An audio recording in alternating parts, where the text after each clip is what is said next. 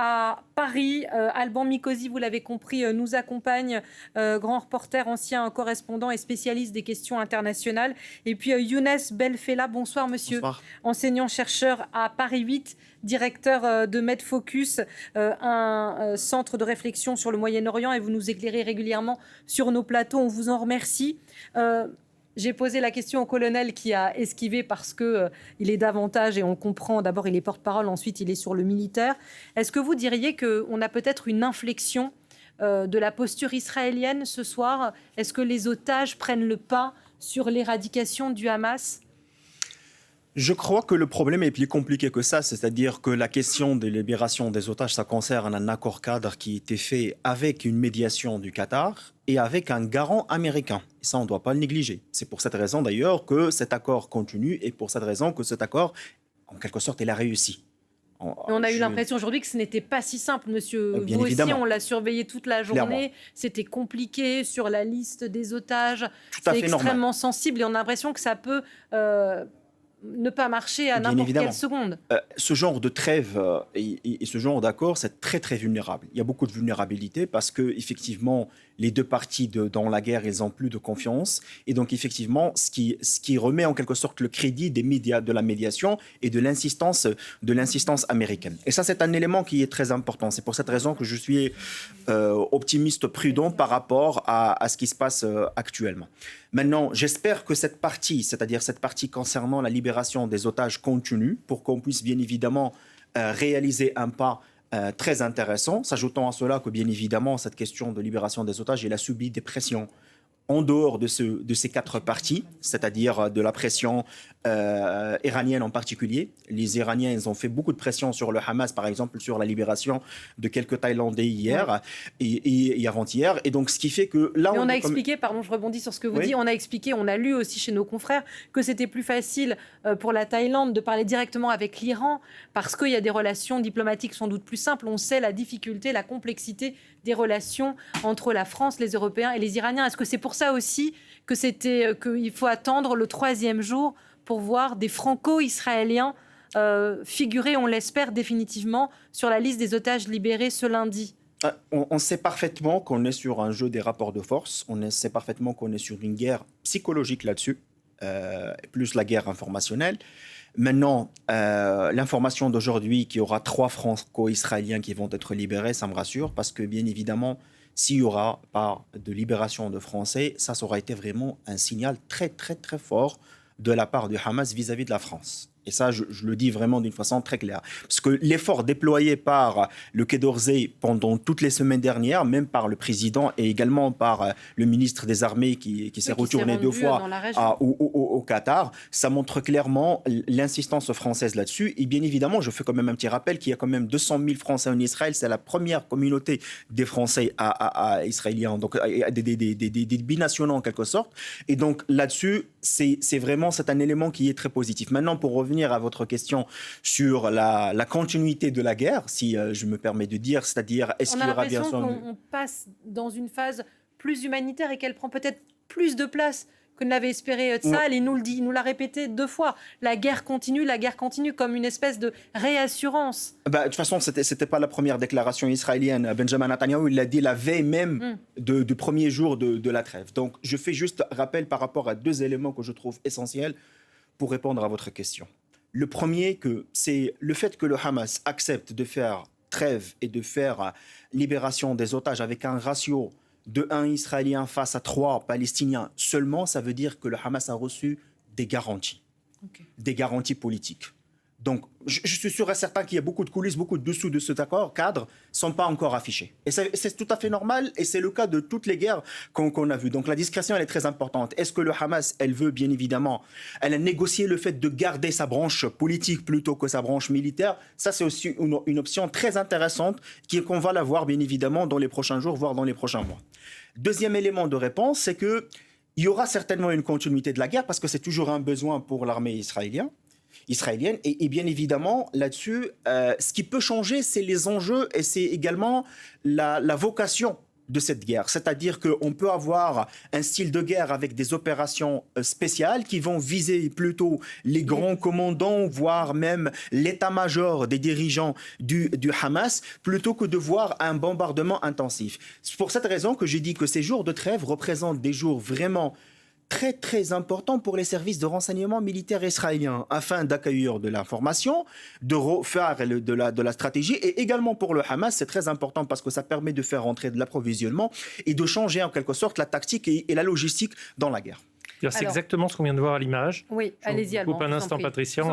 Pendant que vous parliez, les images de camions qui rentraient à l'intérieur. Là, nous sommes à Rafah. Hein, et au point de passage de Rafah, on a vu des camions manœuvrer pour rentrer, derrière, hein, effectivement à Gaza. Alors, il faut donner deux informations importantes. C'est la première, c'est qu'il y a depuis le début de la trêve plusieurs centaines de camions. On estime à peu près à 150 camions par jour qui arrive à franchir ce poste de passage. C'est important, ce n'est pas à la hauteur du défi humanitaire, dit l'ONU, mais c'est quand même plus, évidemment, qu'en période de bombardement. Et puis, deuxièmement, que le navire français, le Dixmude, on l'apprend ce soir par le Quai d'Orsay, vient d'arriver en Égypte, lui-même chargé aussi d'aide humanitaire et notamment d'aide hospitalière. Image en direct du point de passage de Rafah, ce point de passage entre la bande de Gaza et l'Égypte, par où les véhicules du Centre international de la Croix-Rouge, médiateur référent pour ces libérations, vont passer dans les prochaines heures, les prochaines minutes avec les otages. Il y a effectivement un nouvel accord, on l'attendait, de libération aujourd'hui. Et l'information de la soirée, je vous la redonne, c'est que Israël et le Hamas, si vous nous rejoignez en direct sur France Info, se sont mis d'accord sur 2 jours de trêve supplémentaire. Et le colonel Rafovitz, porte-parole de l'armée israélienne, le confirmait sur notre antenne il y a quelques minutes. L'accord stipule donc qu'à chaque jour de trêve supplémentaire, 10 otages israéliens, il a précisé, vivants, étaient dans la négociation. Une trêve humanitaire, une trêve pour récupérer des otages, pour libérer aussi des prisonniers palestiniens et pour faire entrer ces camions blancs dont parlait Alban Mikosi. Je voudrais votre réaction, Raphaël Pitti. Merci, monsieur, de votre patience et d'être en direct avec nous sur France Info. Vous êtes médecin humanitaire, responsable de formation au sein de l'ONG française de santé MEHAD, et vous connaissez bien cette situation au Proche-Orient. D'un point de vue humanitaire, il faut se réjouir de ce prolongement de la trêve ce soir? Absolument. On peut vraiment se réjouir. Je pense que d'abord de la libération des otages, des enfants, il faut que cela se poursuive, qu'il puisse y avoir une libération des femmes, des enfants, des personnes âgées, bien évidemment. Et il faut au même temps que se prolonge cette trêve, mais il faut que cette trêve puisse permettre d'assurer en même temps la sécurité de l'ensemble de la population de Gaza. Il y a 1,6 million personnes qui se sont déplacées vers le sud. Il faut mettre à profit cette période-là pour ouvrir 2 corridors humanitaires supplémentaires, parce que 150 camions par jour, c'est insuffisant, bien évidemment. Il faudrait à peu près pouvoir faire rentrer 750 camions assez rapidement pour refaire les stocks nécessaires de nourriture, de médicaments, etc. Il faudrait permettre aussi l'évacuation des blessés les plus graves vers l'Égypte pour qu'ils soient pris en charge et soulager en même temps les hôpitaux. Il faudrait créer une zone de sécurité de Yann Kounès jusqu'à la frontière pour assurer la sécurité des personnes qui sont ainsi déplacées et les prendre en charge. Et bien évidemment, si la guerre doit se poursuivre contre le Hamas, cette population, elle, soit mise en situation de sécurité grâce à cette période de trêve. Raphaël Pitti, vous êtes médecin, monsieur. On a eu des images terribles. On rappelle 15 000 morts, dit le Hamas, de victimes palestiniennes depuis ces jours de bombardement israélien depuis le 7 octobre. Est-ce que ces jours de trêve ont sans doute permis, même s'ils étaient très mal en point, aux médecins, aux équipes médicales, aux ONG, de souffler un peu et de se réorganiser pour mieux soigner, mieux accueillir dans la bande de Gaza? Non, il n'y a pas de plan humanitaire qui a été mis en place. Justement, les ONG n'ont toujours pas le droit de rentrer à l'intérieur. Seul Médecins sans frontières a réussi à faire rentrer une équipe. Moi-même, je fais partie d'un groupe de médecins qui sont prêts à rentrer et nous n'avons pas encore reçu les autorisations pour pouvoir le faire. Il n'y a pas eu d'organisation, si vous voulez, dans la zone du sud de la bande de Gaza qui permettent justement de faire entrer des tentes, d'organiser des campements pour cette population qui vit à la fois en plein air, il fait froid, qui vit dans des écoles, qui vit dans des mosquées et en même temps, il faudrait pouvoir organiser tout cela, la distribution. Pour l'instant, ce qui est en train de se constituer, ce sont des stocks qui permettront ensuite de pouvoir les distribuer. Mais on ne peut pas en même temps assurer le ravitaillement à l'intérieur et faire la distribution. Il s'agit de 1 600 000, voire 2 millions de personnes. Et donc, c'est extrêmement complexe. Il faut absolument que cette trêve puisse se prolonger au mieux. Bien évidemment, c'est le cessez-le-feu, c'est ce que nous, les ONG, nous demandons. Alors, j'entends ce que vous dites et c'est très précieux, mais je me suis sans doute mal exprimée. Je pensais aux équipes qui étaient déjà sur place, aux médecins, aux équipes palestiniennes qui travaillent dans la bande de Gaza, qui ont travaillé dans un dénuement extrême et dans un danger extrême. Est-ce que eux aussi, cette trêve leur a été profitable pour peut-être changer de locaux, retrouver quelque part miraculeusement des médicaments, se réorganiser en quelque sorte ? C'est vraiment trop juste. Ils sont sous tension, ils vivent sous stress, ils sont restés dans une situation extrêmement difficile depuis 45 jours. Il est vraiment très important que d'autres équipes puissent venir les relever. Si nous voudrions faire un travail qui est correct, il faudrait relever nos collègues palestiniens pour qu'ils puissent eux aussi se reposer, qu'ils puissent revoir leurs familles, etc. Cette situation est une situation extrêmement grave sur le plan humanitaire et il faut, et vous avez bien raison de le noter, prendre en compte justement les soignants qui ont vécu quelque chose de terrible, outre la population, mais aussi les soignants. Merci beaucoup Raphaël Pitti, monsieur médecin humanitaire, d'avoir réagi en direct et on vous souhaite effectivement de pouvoir vous rendre sur place et d'aider aussi les populations. On le rappelle, Younes Belfella, on parlait beaucoup, monsieur, et c'est bien normal, de la libération des otages et du souhait de la France de retrouver ses concitoyens franco-israéliens. Mais Raphaël Pitti le disait, un poids humanitaire, un prix humanitaire extrêmement lourd aussi pour les civils de Gaza, au moins 15 000 victimes selon les chiffres du gouvernement du Hamas. Clairement, il y a un besoin humanitaire très très fort, même en termes d'approvisionnement des fournitures dans cette région qui était quasiment désastrée, surtout le nord de la bande du Gaza. Maintenant, ce qui est aussi peut-être intéressant pour les Palestiniens, c'est la libération de quelques prisonniers palestiniens dans les prisons israéliennes. Et là, je fais référence quand même à 6 807 prisonniers palestiniens qui existent dans les prisons israéliennes, dont il y a 2000 personnes qui sont sans jugement ni sanction. Les fameux prisonniers administratifs, on vous arrête pour suspicion. Tout à fait. Et parmi eux, il y a des enfants, il y a 200 enfants et 78 femmes. Donc, ce qui fait que quand je vois des images aussi, pas seulement dans la bande du Gaza, mais également en Cisjordanie, là où il y a des Palestiniens qui ont été libérés, ça donne également un indice positif. Maintenant, bien évidemment, il faut qu'on voit, on attend la fin de cette opération de négociation qui va être bien évidemment aussi compliquée parce que vous avez encore des militaires dont on ne sait pas encore l'information qui vont représenter une carte pour le Hamas pour négocier par la suite. Et vous avez encore, selon les déclarations de Hamas, qu'il y a 50 personnes parmi les otages dont on ne sait pas où ils sont. Et principalement, ils sont chez les partenaires du Hamas, ça veut dire le djihad islamique ou même quelques familles, c'est-à-dire des civils dans la bande de Gaza. Donc les négociations vont continuer. Les rapports de force, c'est un sujet de discussion extrêmement important. Et cette guerre psychologique va prendre d'autres façons, ce qu'il faut il faut attendre, mais c'est un indice positif très important pour parler par la suite peut-être d'un cessez-le-feu. Vous restez avec nous.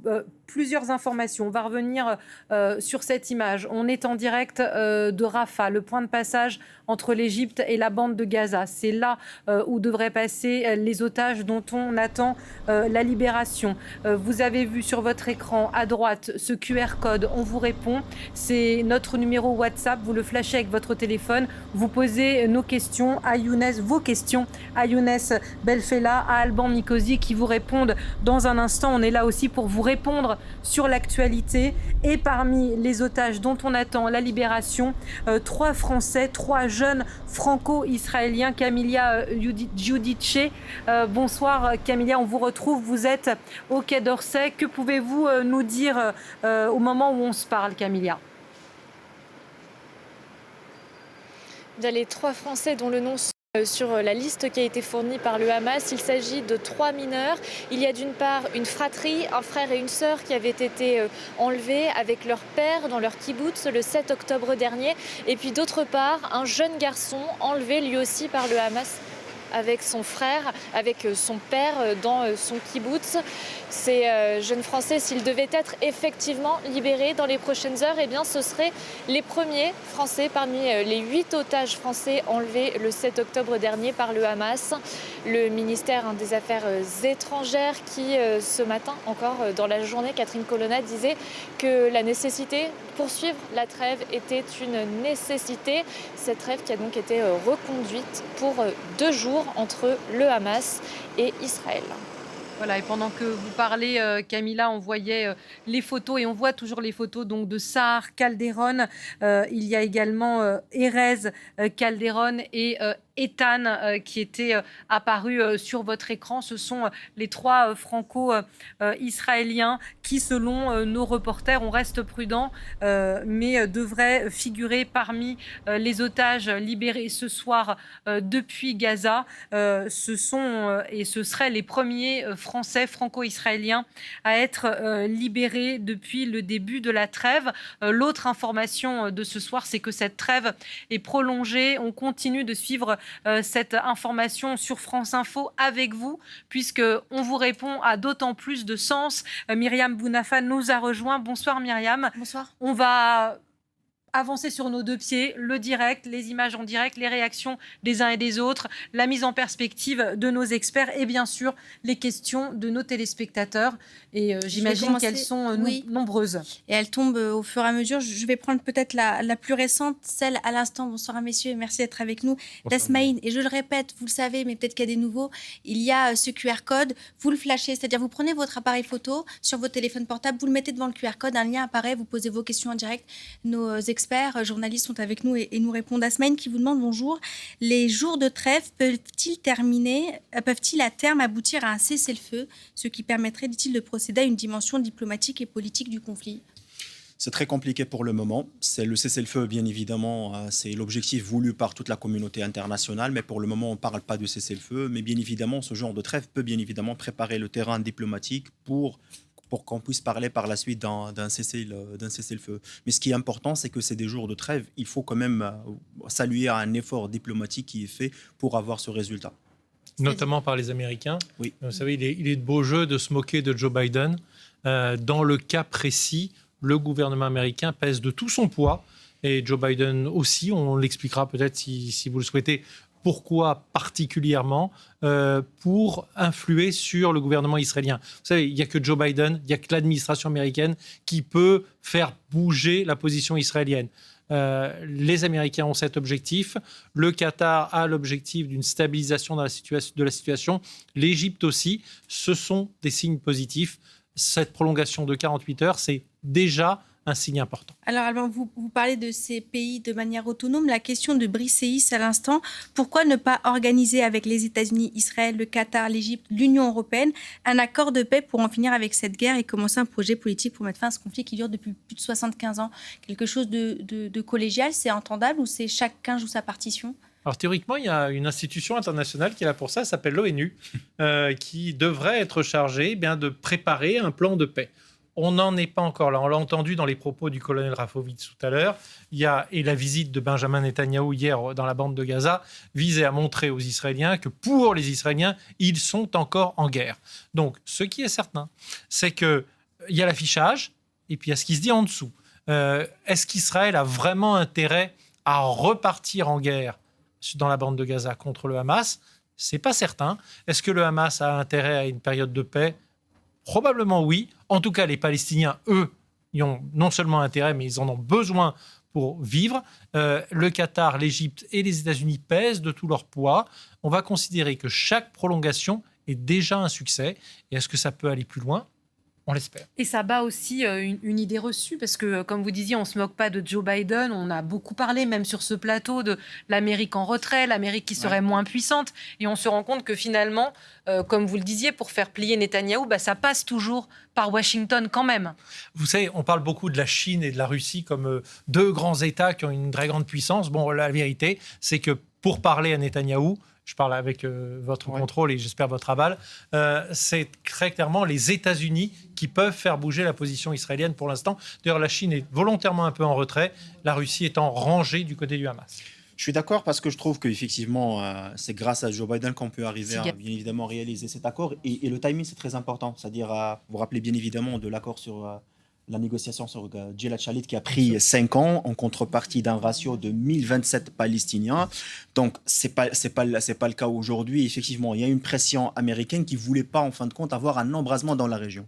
Parce que le grand danger, c'était d'avoir l'Iran ou les autres proxys, notamment le Hezbollah, rentrer dans cette guerre. Maintenant, je reviens sur cette question. Je suis d'accord sur le fait qu'un sommet, c'est très intéressant. Mais avec quel projet politique ? Est-ce que 2 États, la solution des 2 États, ou bien la solution d'un seul État ?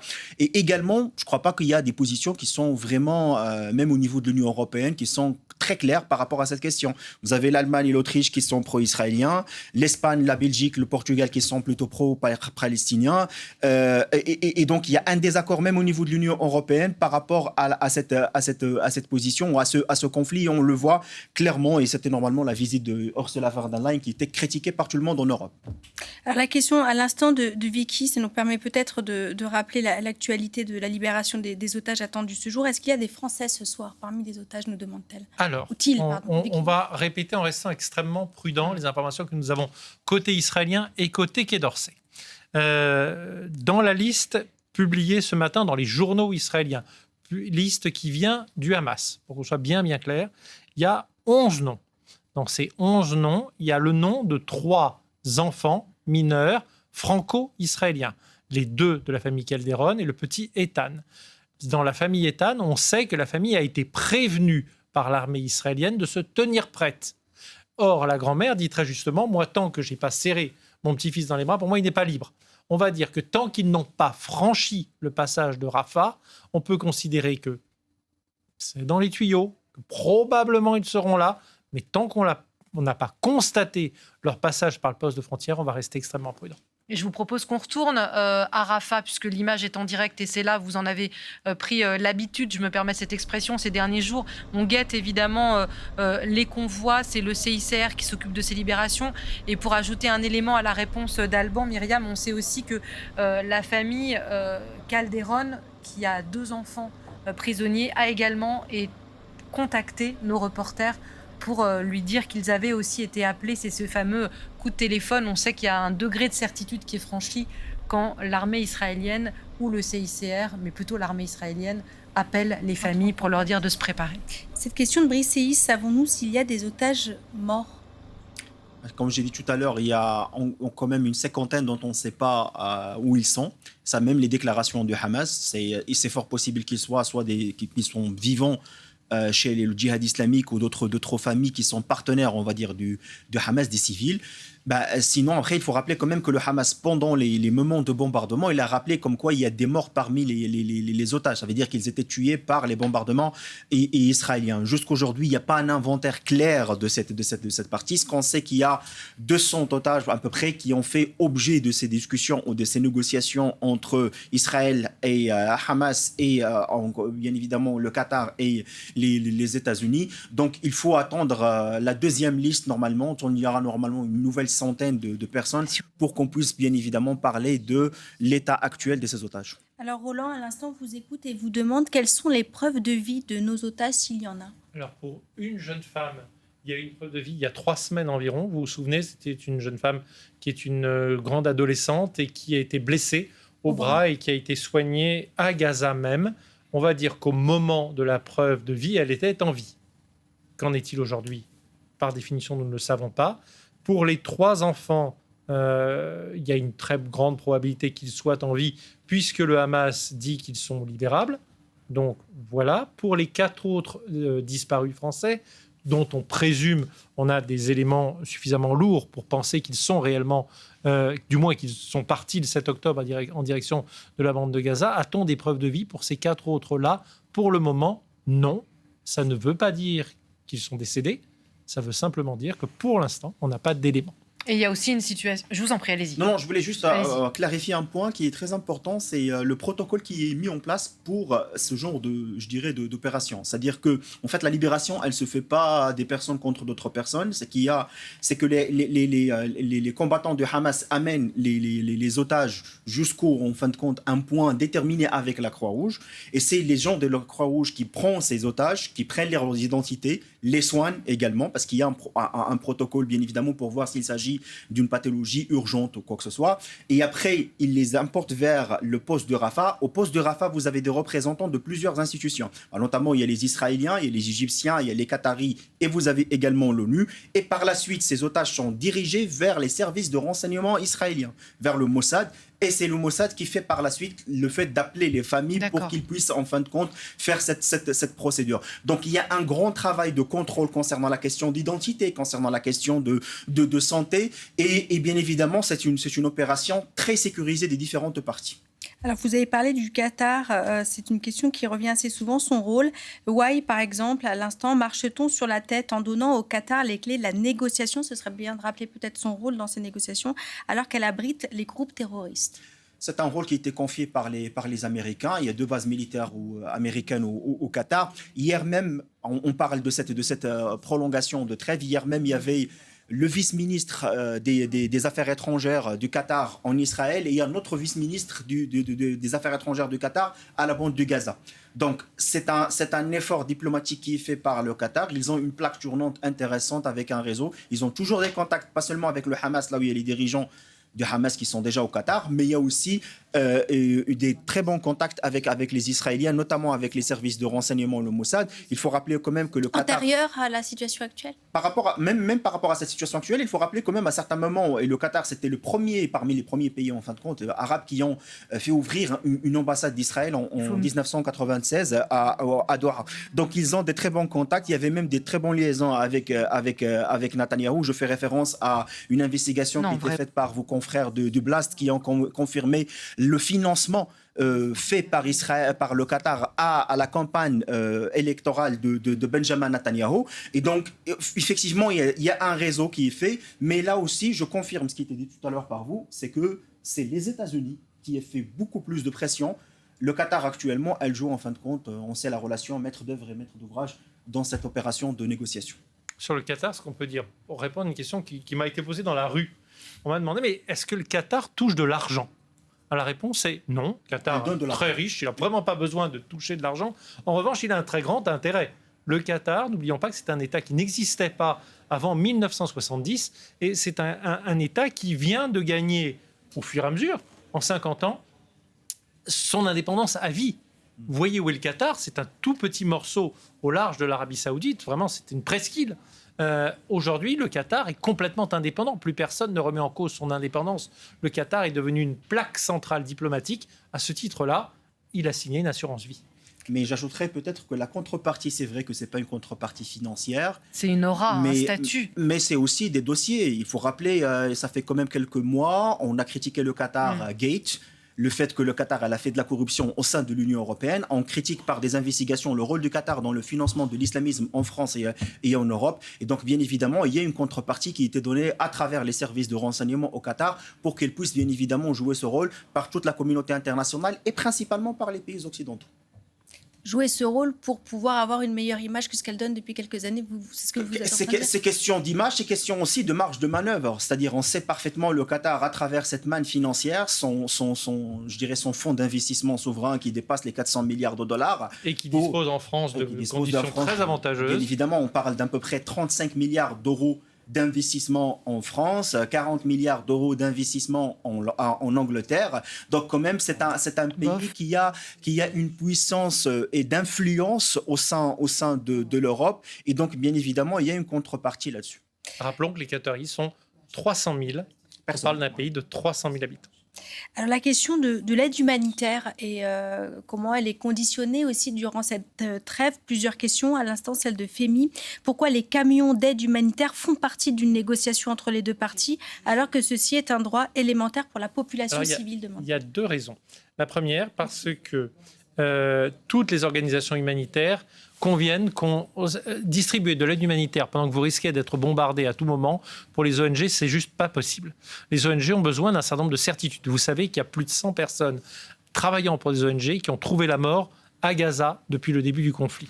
Les ONG, elles ont besoin de travailler dans une relative sécurité. Je dis bien relative parce que même dans la situation actuelle, il s'agit bien d'une sécurité relative.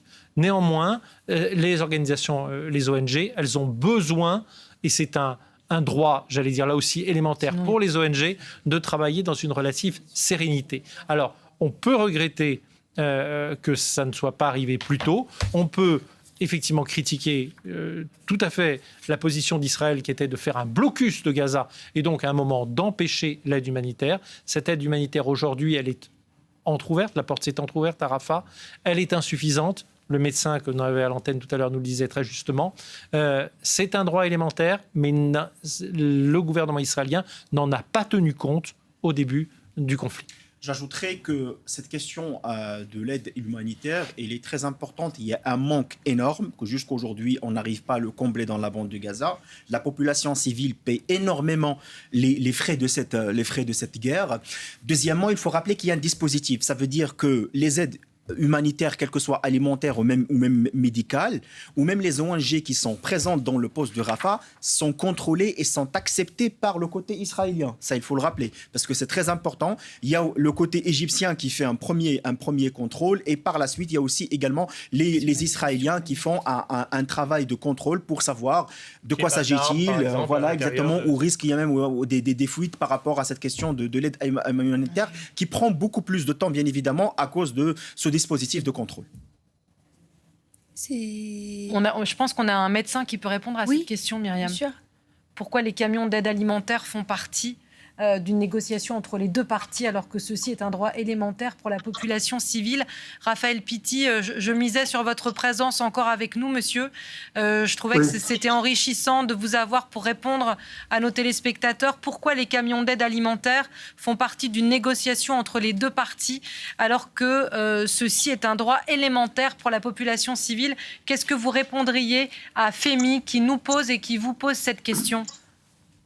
Il n'y a pas de négociation par rapport à cette aide humanitaire. Il y a simplement les contrôles qui sont exercés du côté égyptien et ensuite du côté israélien qui ralentissent, bien évidemment, ces contrôles sont très lourds et qui ralentissent la capacité de faire rentrer des camions autant qu'il faudrait pour assurer la prise en charge de cette population. C'est pour ça que je disais tout à l'heure qu'il serait nécessaire aujourd'hui d'ouvrir 2 autres corridors humanitaires pour accélérer ce processus. Et permettre justement de remettre à niveau la situation. Je disais qu'il fallait à peu près 750 camions aujourd'hui simplement pour une remise à niveau et il faudrait environ 150 camions par jour ensuite pour assurer la prise en charge de la sécurité des personnes qui sont dans la bande de Gaza. Mais il n'y a pas de négociation sur le nombre de camions. Il y a simplement les conditions qui sont faites qui ralentissent la possibilité de faire entrer plus de camions. Raphaël Pitti, peut-être une autre question, celle de Michael à l'instant. Y a-t-il encore des provisions qui sont envoyées dans la bande sud de Gaza? Je profite de sa question pour vous demander comment est approvisionnée la bande de Gaza. Est-ce qu'il y a des zones géographiques qui sont plus dans le besoin que d'autres ou qui ne sont moins accessibles que d'autres? Oui, bien sûr, c'est la zone nord qui est la plus difficile. Rafah se trouve dans la zone sud, donc il est beaucoup plus facile, bien évidemment, de pouvoir approvisionner la zone sud. C'est maintenant là où se concentrent environ 2 tiers de la population palestinienne, 1 600 000 environ. Le reste sont encore répartis dans le centre et dans le nord.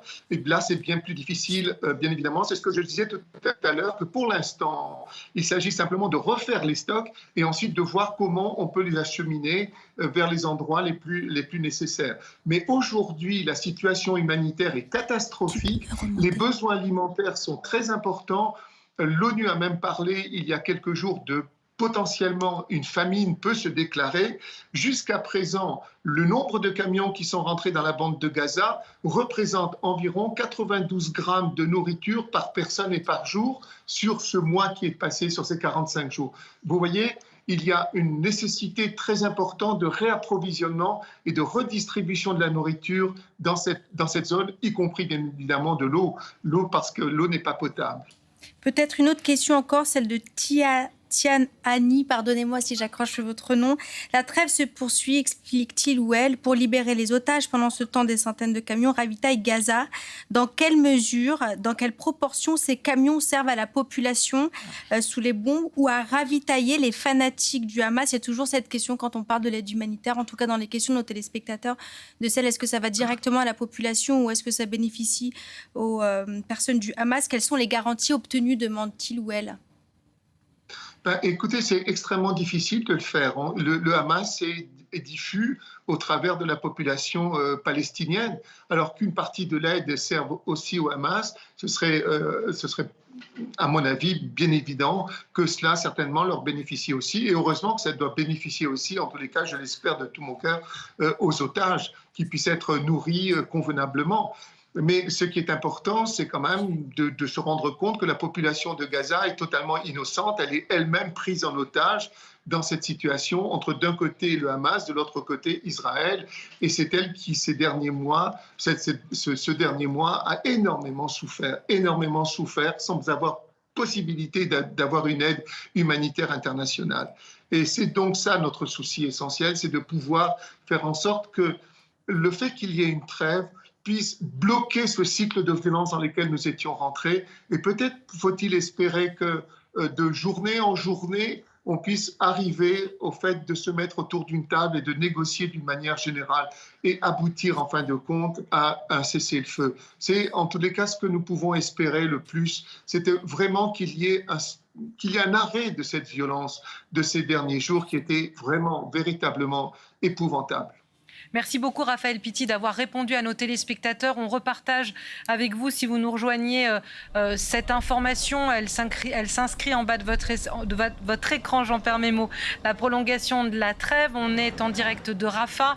Là, nous sommes passés à Tel Aviv sur la place des otages où les familles attendent la libération des otages annoncés.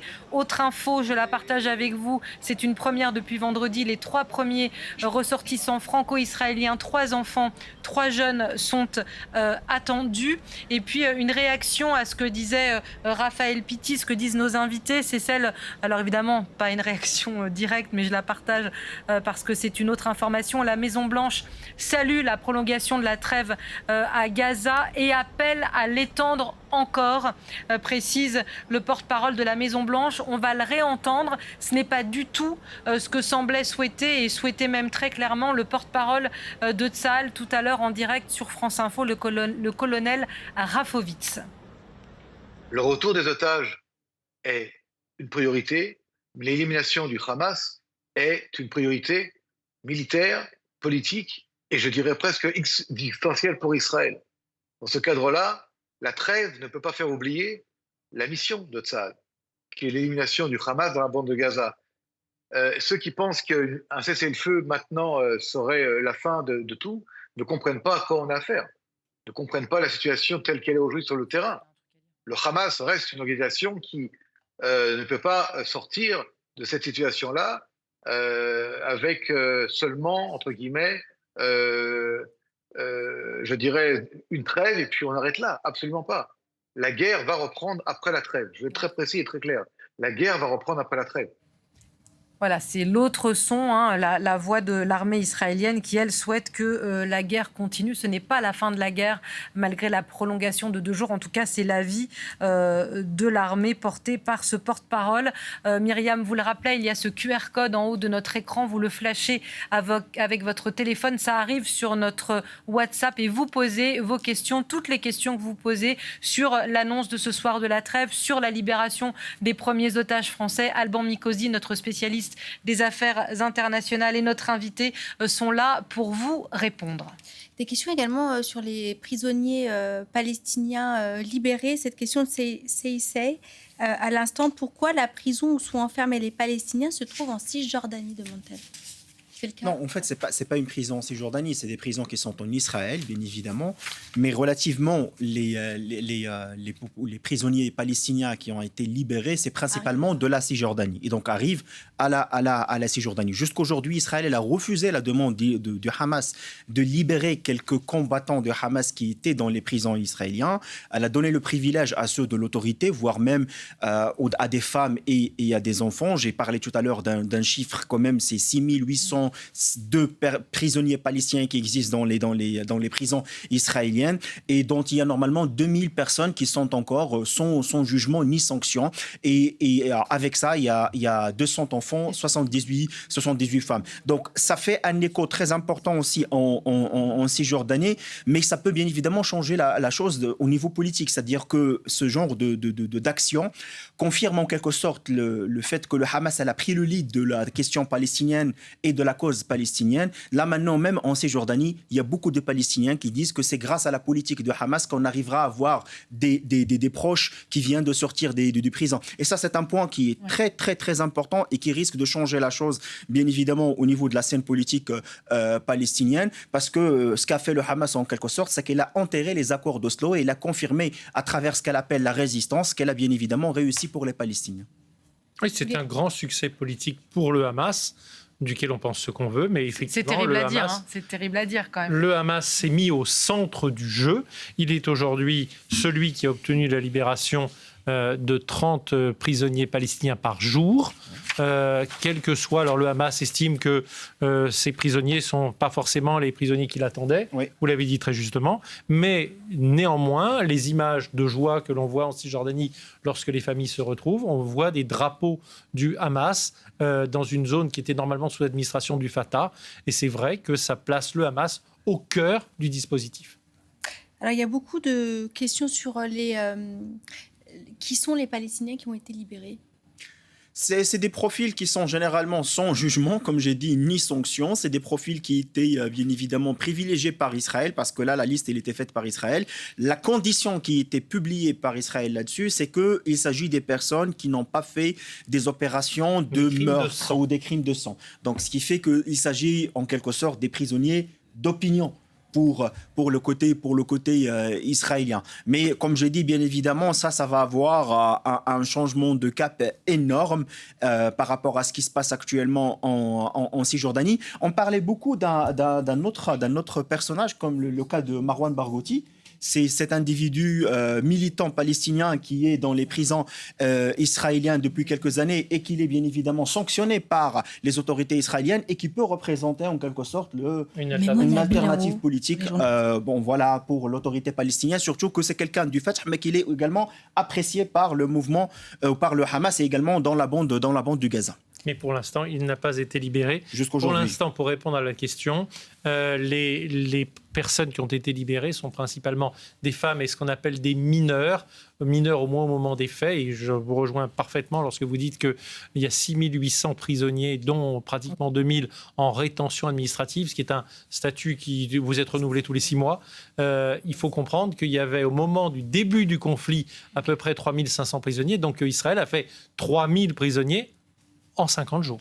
Alors, juste, Myriam, pour aller sur la question, est-ce que répondait monsieur tout à l'heure, là, on a la prison d'Ofer, vous nous dites, c'est côté israélien ou c'est côté cisjordanien? Alors, du coup, on la voit à l'image, là.